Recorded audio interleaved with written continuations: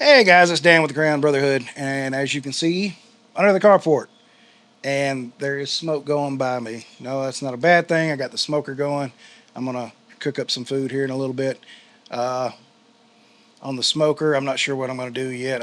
It takes a while to get it up and going up to temp. So, but we got a couple of options in the house, and I hadn't decided which one yet.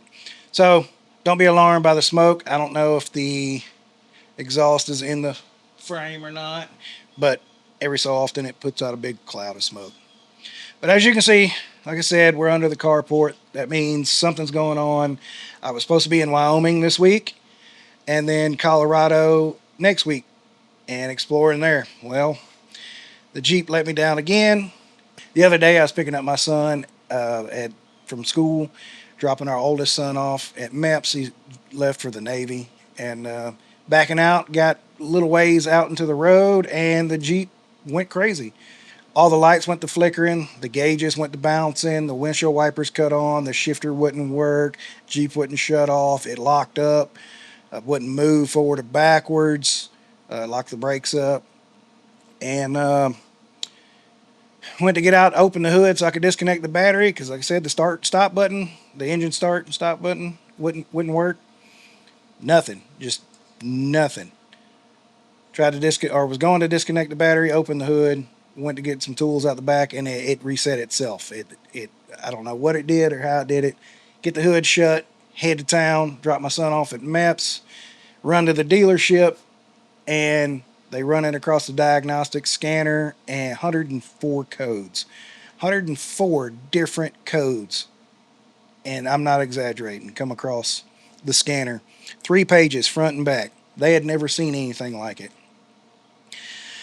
So that's the CAN bus system, star connector, whatever you want to call it. It's all intertwined there, causing the problems. And that's where it's at right now. It's at the dealership. That was a week ago, a week and a day ago now. So I am looking into another vehicle. Uh, I put a thing out on Facebook. Some of you may have seen it, asking people's opinions. And, we got our Toyota guys in there and our Ford guys, get a Tacoma, 4Runner, Bronco, that kind of thing. But most likely I'm going to stick with a Jeep. I found, a Gladiator I like. It's a 25, low miles. I think it's like 3,000 miles, 4,000 miles. And then I found a 392 Wrangler. So I might be going to a Wrangler. Regardless, 392, I might be going to a Wrangler too. Cause just if I'm got to get something different, I might as well get something different. And the Wrangler, in certain aspects, is better, and certain aspects is worse. I don't love how the Jeep looks with a 10 on top of a Wrangler, but again, that don't really matter. Uh, Ultimately, I need something reliable, and my Jeep. This is the fourth time or fifth time this year. I can't remember. I know it's more than this is the third time in the last 9 months it's been in the shop, and I just can't trust it to head out on the trail. I can't trust it to go to town. I can't trust it to leave the driveway without it giving me some kind of problem. So, unfortunately, I believe I'm going to have to trade it off. The dealership is repairing it now. They said they believe they got it isolated down to the power steering, the electronic power steering, causing it. I don't know, but I've had nothing but issues out of the Jeep, and I don't mean to come across ungrateful, guys. I don't. I'm very grateful. I know I'm in a good situation. Ultimately, I know that. We got a roof over my head. We're all fed, happy and healthy. I'm not complaining in that aspect.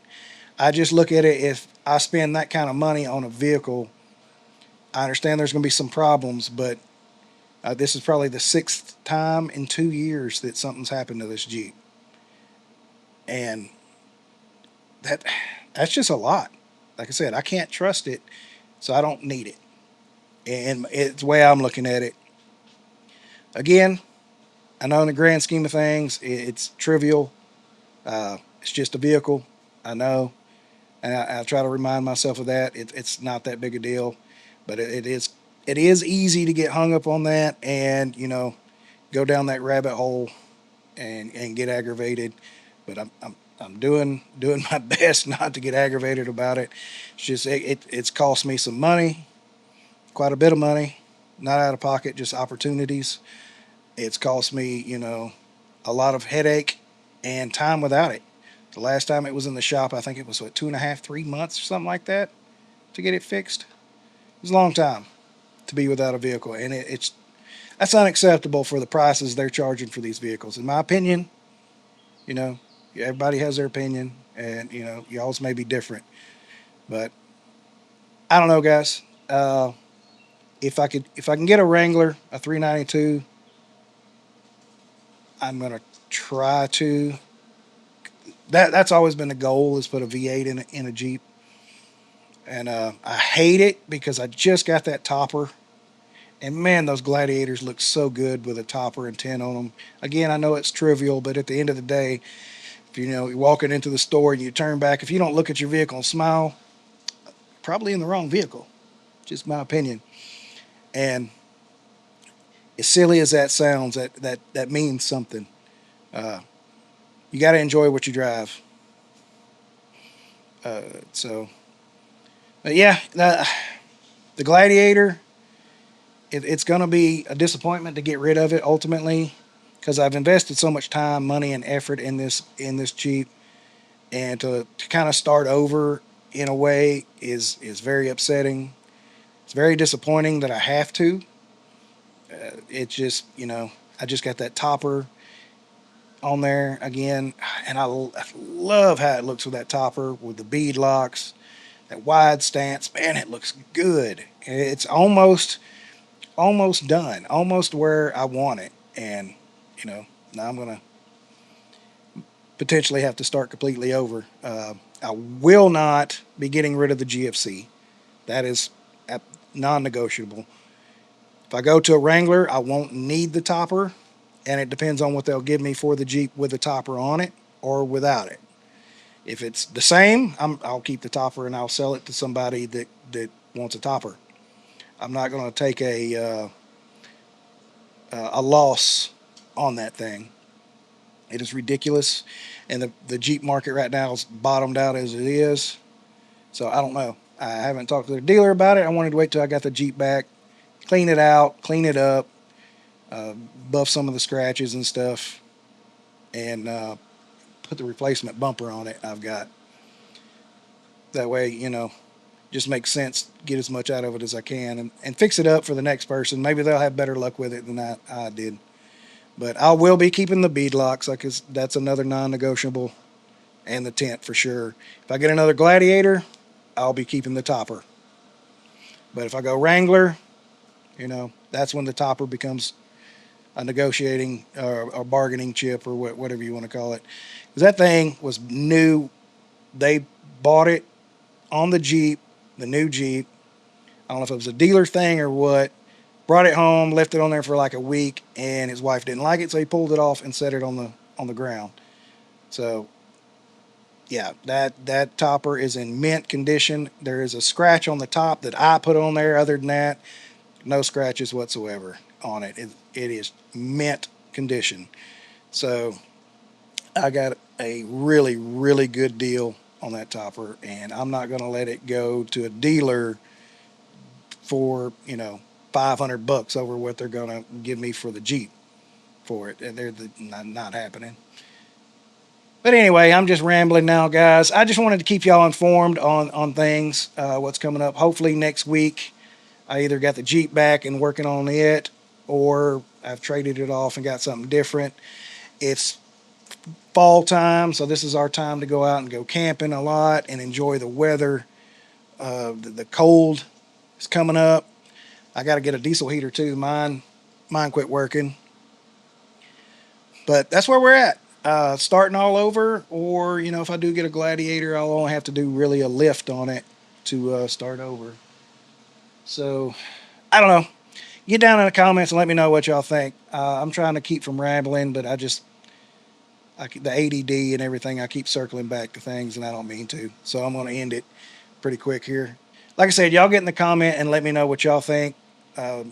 $392 would be awesome. I think it'd make good content, and it would just be an awesome vehicle to have. I know they've got their own discrepancies, own issues, but so does the 25 Gladiators. They've already got issues with them too. All of them seem to be electrical. The 392, I think, has transfer case issues. I don't know. Honestly, don't know what to get. The new Toyotas are having problems. I think the Bronco is about the only thing that's not really having a problem right now. They just don't have a ton of aftermarket parts for them. I would like to stay with a solid front axle too. That's something else. But the new Raptors are nice, and they're really nice. Out of my price range, but nice. Anyway, guys, I appreciate y'all sticking around and listening to my rant, my shenanigans, and supporting the channel. I think we hit 1,325 or 26 subs on there. I'm also on TikTok and Instagram and Facebook. So if y'all would like, I put a lot of stuff out on Facebook lately. Daily stuff. I try to. Instagram and TikTok's a little less, but I'm trying to get better at it. That's just a lot of socials to keep up with. But if y'all would, y'all go hit the like and subscribe to those as well. I know y'all get tired of hearing all of us say that. It really helps the channel grow, because it does. Leave a comment. That helps as well. Throws the video back in the algorithm when people interact with it. So anyway, guys, I said it before and I say it again. I appreciate y'all hanging out, listening to my ramblings and shenanigans and all the other things that's going on. So until next time, guys, Semper Fi and God bless. If I gotta do it, I'ma do the most. Since they paid to see a show, got the South overflow, yeah. If I gotta do it, I'ma do the most. Watching me, they take no raise a toast to the goat, yeah. Body be dripping and fancy, pat on my nose with that fancy. Money on me, I got plenty. Hundreds, 50s, and 20s. Stay stacked, lot of them. Racks, house by the lake, bought that. Opposite the brakes, draw back. Paddock on my wrist, I'ma hit 'em with